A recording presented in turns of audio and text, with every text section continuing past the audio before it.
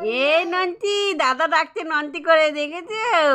দাদাই ডাকছে, বাবা মুখটা দেখেই নাচছে। ওরে বাবা রে, ওরে বাবা, মুখটা কেন দেখেছো? কেন দেখেছো? নন্টি মাথাতে খেলছে, আর আমার চোনা ভাই কি করছে? চোনা ভাই কি করছে? চোনা ভাই কি করছে? এক করতে বসেছে চোনা ভাই। চোনা ভাইটা এক করতে বসেছে। দেখি আমার মেয়ে কি রান্না করছে। আজকে আমার রান্নার ছুটি। কিরা, কি রান্না করছিস? রান্না তো করিনি এখনো। বাবা, এখনো রান্না বসাইনি। কি রান্না করবি? স্পেশাল রান্না করব। স্পেশাল রান্না করবে বলে? কেন? মাটন করব, মাটন। কেন?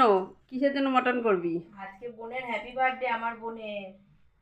আজকে আমার বোনের বার্থডে, তাই বাবা বোনের জন্য স্পেশাল মাটন নিয়ে এসেছে। মাটন করব, শুধু মাটন, ভাত না। শুধু মটন বলো তো খাবি? কেন খাবো? শুধু মাটন কেন করব? বিরিয়ানি আনবে, বিরিয়ানি আর হচ্ছে মাটন কষা দিয়ে খাবো। অনেকদিন ধরে ইচ্ছা ছিল, খাবো খাবো তো। বাইরে তো গিয়ে খেতে পারবো না, কেন বলো তো?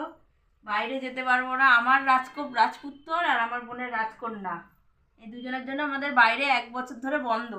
আমারও বন্ধ, আমার বোনেরও বন্ধ। আমার তাও চালু হয়েছে বাইরে যাওয়া ছেলের জন্য, ওর তো এখন বন্ধ। এই জন্য ঘরেই মাংস করব আর বিরিয়ানি নিয়ে আসবো, ঘরে বসে সবাই মিলে খাবো আনন্দ করে। বিরিয়ানিটা ঘরে বানাবি না? হ্যাঁ, বোনের জন্যই অপেক্ষা করছিলাম। বাবা কালকেই বলছিল যে মাংস নিয়ে আসি, কালকে রোববার ছিল। বাবা বলছিল মাংস নিয়ে আসি, আমি বললাম না থাক, আজকে আর এলো না, একটা দিনের জন্য। বোনের জন্মদিন তো, তাহলে সেদিনকে আবার মাছ টাছ করতে হবে না, তাহলে সেদিনকে শুধু মাংস নিয়ে এসে মাংস করবো ঘরে। আর বিরিয়ানি তো ঘরে করতে পারবো না, যেহেতু বাচ্চা ছোট, ঘরে অত ঝামেলা করা যায় না।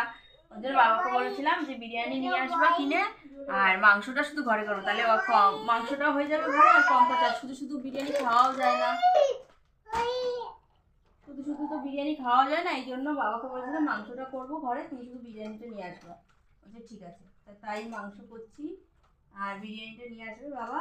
সে দুপুরবেলা গরম গরম তখন তোমাদের দেখাবো। চলো তোমরা সাথে থাকো, পুরো ভিডিওটা দেখতে থাকো, সারাদিন কী কী করি। দেখো, আমার বোন চান টান করে ঘুমিয়ে পড়েছে, দেখেছো? এই যে স্নান করে ঘুমিয়ে পড়েছে, একদম টান টান করে ঘুমিয়ে পড়েছে। গভীর ঘুমিয়ে পড়েছে, দেখো। এখন কিচ্ছু জানে না। দেখো বন্ধুরা, মাংস রান্না হয়ে গেছে। তো হচ্ছে মাংসর ফাইনাল লুক মাটনের। দেখতে তো ভালোই হয়েছে, জানি না খেতে কেমন হবে। তো মাংস আর বিরিয়ানিটা আনুক, তারপর তোমাদেরকে দেখাবো। তো চলো সাথে থাকো, দেখতে থাকো।